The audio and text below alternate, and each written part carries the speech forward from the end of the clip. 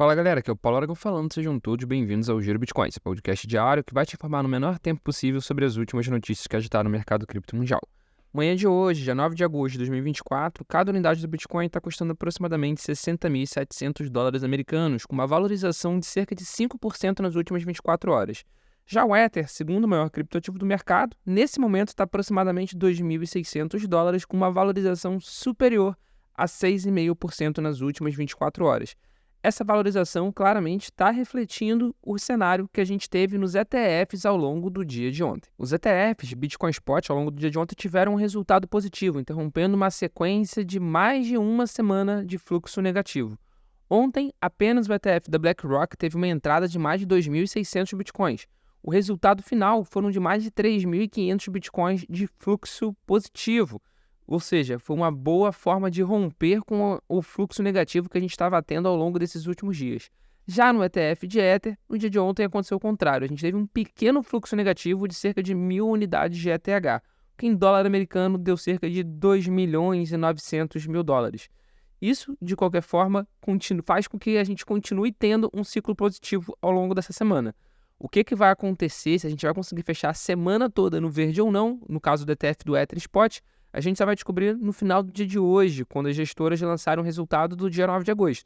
Mas pelo menos por enquanto, pela primeira vez desde o início do lançamento do ETF de Ether Spot, a gente está com saldo positivo na semana. Além disso, os mercados globais estão se acalmando um pouco, tanto com a subida de juros do Banco Central japonês, quanto com as tensões do Oriente Médio. As tensões do Oriente Médio ainda não se concretizaram em nenhuma realidade, nenhuma guerra, apesar de ser algo iminente, na minha opinião, mas de qualquer forma o mercado se acalmou um pouco. E, além disso, ao longo do dia de ontem, a gente teve também algumas notícias positivas para o mercado cripto de uma forma geral. Entre elas foi que o presidente da Rússia, o Vladimir Putin, aprovou a legislação para legalizar a mineração de Bitcoin e criptomoedas. Vale ressaltar que isso claramente é porque o país, a Rússia, está tentando reduzir sua dependência do dólar dos Estados Unidos no comércio internacional. A lei entrará em vigor em novembro de 2024 e permitirá que empresas de mineração aprovadas se registrem por meio de um banco de dados estatal para minerar criptomoedas. Pequenos mineradores individuais também poderão minerar moeda digital sem registro oficial, desde que o seu consumo de energia permaneça abaixo de um determinado limite. A supervisão da recém-legalizada indústria de mineração será dividida entre o Banco da Rússia, o Ministério das Finanças e um gabinete seleto de ministros dentro do governo, que estabelecerão requisitos regulatórios mais precisos nos próximos meses. O projeto de lei também introduzia uma proibição à publicidade em massa de criptomoedas dentro da Rússia. Isso claramente é a Rússia tentando, de alguma maneira, fugir das sanções, diminuir o efeito das sanções, e agora está apostando também na mineração de criptomoeda. Dando continuidade ao episódio de hoje, o Hamster Combat, o jogo de clique para dispositivos móveis baseado no Telegram, divulgou mais detalhes sobre o seu aguardado airdrop. O jogo viral Tap to Earn revelou mais informações sobre como os jogadores podem obter um airdrop maior. De acordo com a nova seção de airdrop do Hamster Combat, que foi atualizada no dia de ontem, todas as atividades no jogo contarão para acumular mais pontos de airdrop. A seção atualizada inclui 6 diferentes maneiras de acumular tokens, incluindo renda passiva do jogador, conclusão de tarefas para ganhar conquistas, assinatura no Telegram e chaves, indicação de amigos, etc, etc, etc. No entanto, de qualquer forma, ainda não se sabe mais detalhes sobre o tokenomics ou sobre quando vai acontecer de fato a realização, do airdrop. A gente sabe que 60% do volume do token vai ser distribuído aos jogadores de airdrop, mas ainda não tem nenhum detalhe sobre o tokenomics em si.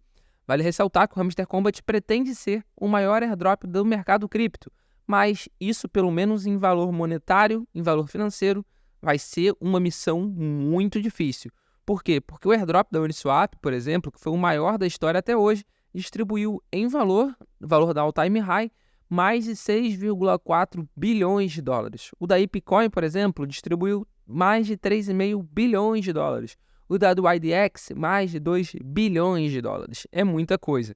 Então, não se sabe se o da Hamster Combat vai conseguir distribuir tanto valor assim. Agora, se sabe que vai distribuir para muita gente, porque eles já falaram que tem mais de 300 milhões de usuários ativos, 300 milhões de usuários cadastrados. Mas agora, se vai ter em valor monetário capacidade de se tornar o maior ou não, isso a gente só vai descobrir com o tempo. E para fechar o Giro Bitcoin de hoje, a gente vai falar sobre o DREX, sobre o real digital brasileiro. Em uma entrevista concedida ao Cointelegraph Brasil, a Catalina Tobar, que é head de soluções cripto para a América Latina e Caribe da Visa, revelou que a empresa está ansiosa pela segunda fase de testes da DREX, que é justamente a CBDC brasileira. Segundo a Tobar, a segunda fase deve apresentar novos cases de uso que podem nutrir a agenda de tokenização do Banco Central, para além dos casos pensados atualmente. Abre aspas. Estamos muito orgulhosos de nosso trabalho no projeto DREX e muito entusiasmados com o que isso significa para o espaço CBDC no Brasil e internacionalmente. Atualmente, a primeira fase de teste ainda está em andamento e é muito cedo para compartilhar quaisquer resultados, mas estamos trabalhando com nossos parceiros para continuar a testar e refinar a nossa solução. Estamos prestando muita atenção a esse novo tipo de asset digital, os NFTs, e ao que ele pode significar para o futuro, além de analisar profundamente maneiras pelas quais podemos ajudar a servir a comunidade global de artistas, criadores e colecionadores.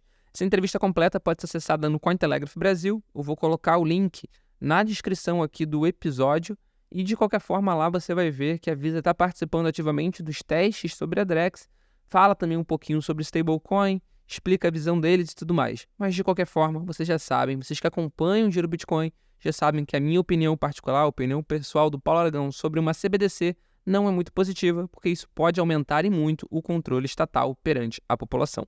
Esse foi o Giro Bitcoin de hoje. Muito obrigado pela sua companhia. A gente já tem um encontro marcado aqui no episódio da semana que vem. Valeu!